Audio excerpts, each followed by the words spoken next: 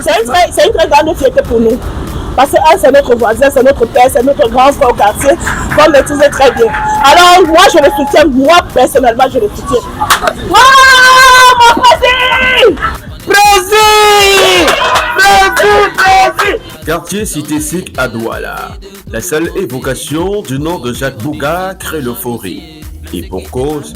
Non, il a grandi ici, on a vu ses habitudes avant d'aller en Europe. Et sinon, quand il vient là avec ses comportements, il salue tout le monde. Oui, c'est une bonne personne, très bon. Quand où les choses marchent, c'est bon. C'est monsieur humble, comme monsieur vraiment, je sais pas, on veut vraiment qu'il soit notre président. Il va changer le pays. Issu d'une famille modeste, c'est dans ce quartier populaire de la métropole économique que le petit Jacques pousse ses premiers cris un 30 novembre 1974. Des souvenirs d'enfance qu'il évoque avec nostalgie. Beaucoup de souvenirs, bon, pour la plupart, les souvenirs d'un quartier où on avait une certaine joie de vivre, une certaine naïveté quand on était enfant. On n'était vraiment pas conscient des problèmes des adultes. Bon, moi j'ai eu la chance que j'ai pu manger à ma faim et j'ai pu aller à l'école sans problème avoir les cahiers. Bon, ce n'était pas comme ça, hein. Aujourd'hui c'est moi qui ai refait.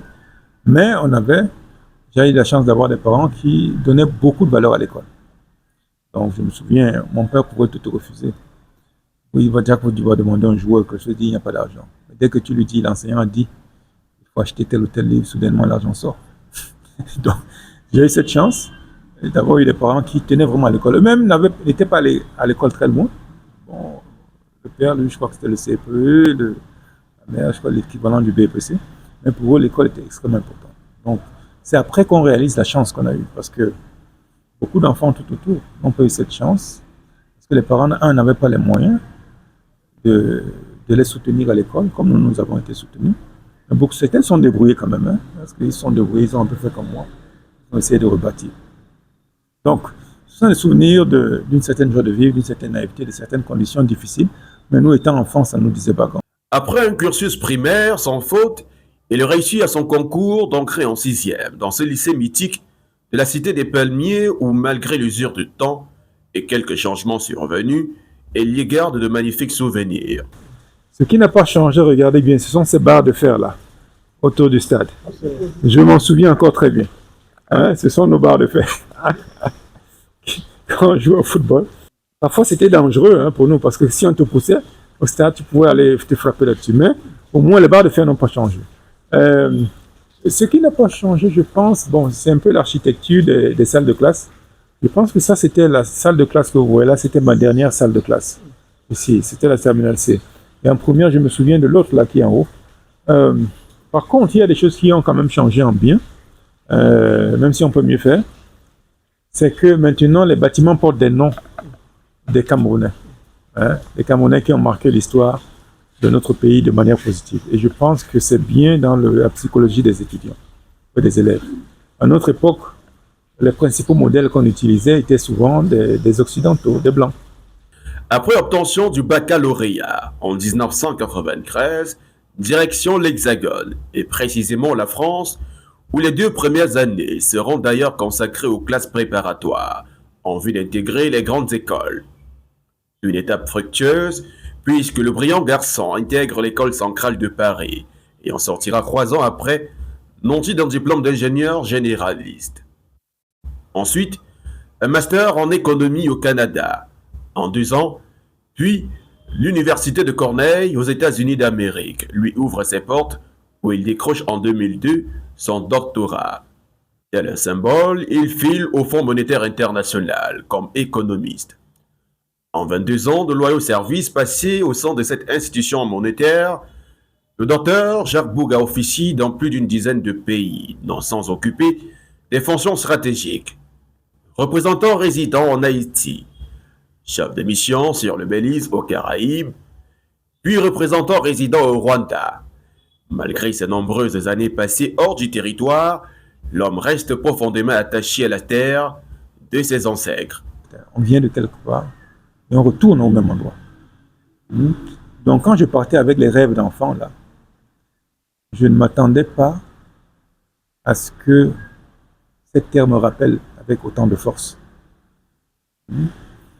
Et ça a été le cas en particulier parce qu'en voyageant dans tous les pays, dans le cadre de mes fonctions au FMI par exemple, j'ai constaté qu'on avait des problèmes similaires. En fait, ça ne servait à rien de fuir parce que ce sont les mêmes problèmes ailleurs et qu'il y a un moment, quelqu'un doit les résoudre.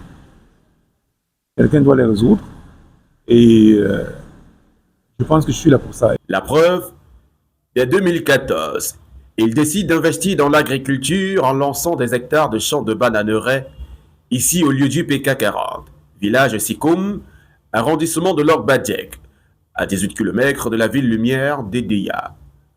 Seulement, son inexpérience du domaine rendra cette première tentative cauchemardesque. Je commence par le bananier plantain parce que je crois que le cycle est court et il est rapide. Donc je pourrais probablement rentrer dans mes fonds très vite. Alors je produis une dizaine d'hectares. Une partie ici, j'avais 2 ou 3 hectares ici. Et j'avais une dizaine à peu près dans un autre champ à Sekoum. Le problème que j'ai eu, je me suis rendu compte que l'écoulement de ce régime de plantain était beaucoup plus difficile que je l'avais pensé. Donc résultat des courses, j'ai eu du mal à trouver quelqu'un qui les récupère, qui les prend. Et bon, on a dû les vendre certains à vil prix, d'autres sont tombés dans le champ, d'autres ont été volés. Donc ça m'a vraiment mis financièrement à terre. Et c'est à ce moment-là aussi que j'ai pensé à transformer la CDC, la Cameroon Development Corporation, en une nouvelle entreprise qui va également aider les agriculteurs à écouler leurs produits. Donc ce dont je parle en fait, c'est parce que je les ai vécus. Malgré cette mésaventure, sa passion pour l'agriculture et surtout sa détermination à contribuer au développement du Cameroun prennent le dessus sur le reste. Dès lors, il migre vers la culture de palmeraie, renforce ses compétences dans le domaine et se fait entourer d'une équipe dévouée, dynamique, rompue à la tâche et les premiers résultats ne se feront pas attendre. Ici, j'ai avec moi les produits de plantation, agrocam plantation, parce qu'il y a agrocam immobilier. Maintenant, nous sommes à agrocam plantation. Et ça, c'est le plan de 4 ans. Et nous sommes en train de faire l'extension. Ça, c'est les ténérats améliorés de la ferme suisse. Ok. C'est déjà le résultat est là. Comme je disais, le président Bouga, c'est un homme exigeant. Vous êtes un fainéant, vous n'êtes pas avec lui. Comme il a travaillé avec des blancs, et il est exigeant comme ces blancs. Il ne travaille pas avec les fainéants. Aujourd'hui, je suis l'unique personne. La majorité, j'ai 30 ouvriers, les autres sont des contractuels. Ils viennent ici, ils gagnent des marchés pour les lagages, ils gagnent des marchés pour les lagages, après ils partent. On emploie plus de 100 personnes. Mais les ouvriers agrocam sont au nombre de 30. Et ils veillent pour que les gars soient payés régulièrement. Oui, moi je suis chargé de la main d'œuvre. Quand il y a nécessité, on appelle les gars. Bon. Et quand les gars viennent, ils ont toujours leur dû. Ils travaillent et de temps en temps, quand on les appelle, ils viennent. Parce que le patron gère bien, il est bien sympa et rigoureux quand il faut travailler. Mais quand il faut payer et s'amuser, c'est bon. Et après, chacun prend une bière ou bien on est un bon patron. 50 ans révolus en 2024, le docteur Jacques Bouga prend une retraite anticipée au FMI et rentre définitivement s'installer au Cameroun. Un retour prémonitoire au regard des ambitions que nourrit aujourd'hui l'homme politique et pour laquelle l'agriculture occupe une place de choix. Donc, il y a beaucoup de travail, il faut remettre tout ça au propre. Il y a les palmiers à l'intérieur, mais il faut remettre tout ça au propre, le plus vite possible. Des choses qui coûtent.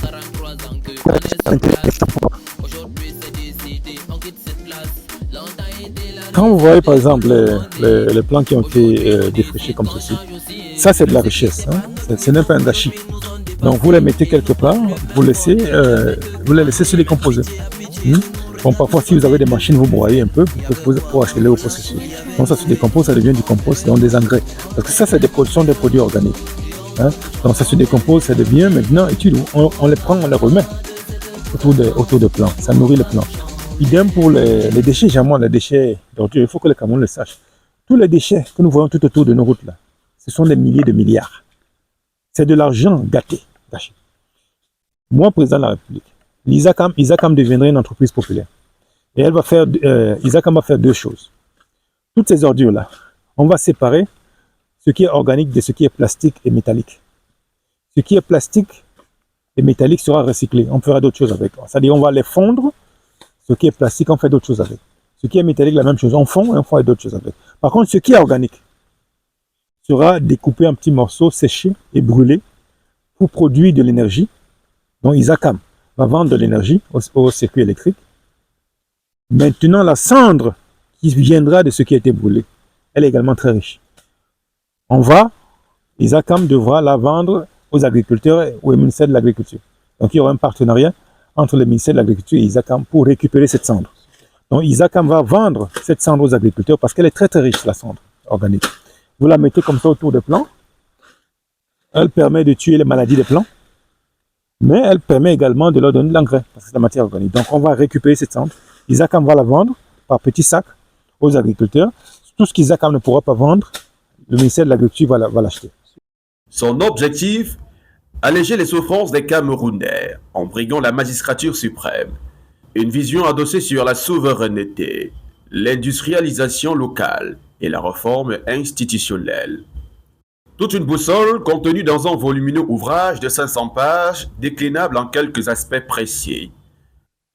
Sur le plan politique et institutionnel, je compte remettre le peuple camerounais au centre de nos institutions, y compris à travers une Cour suprême qui va contrôler tout le processus électoral, les inscriptions sur les listes électorales jusqu'à la proclamation des résultats, et qui aura le pouvoir de destituer le président de la République en cas de violation de certains articles de la Constitution.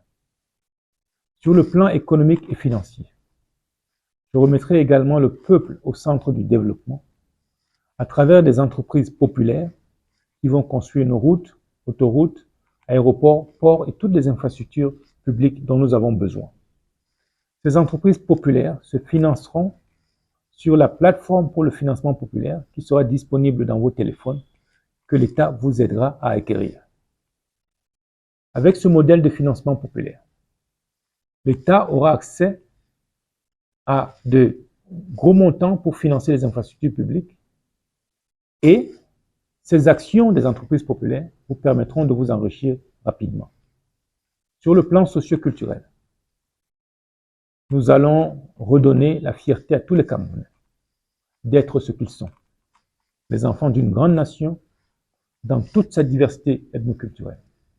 Nous le ferons à travers des musées dédiés à chaque communauté ethnoculturelle sur toute l'étendue du territoire.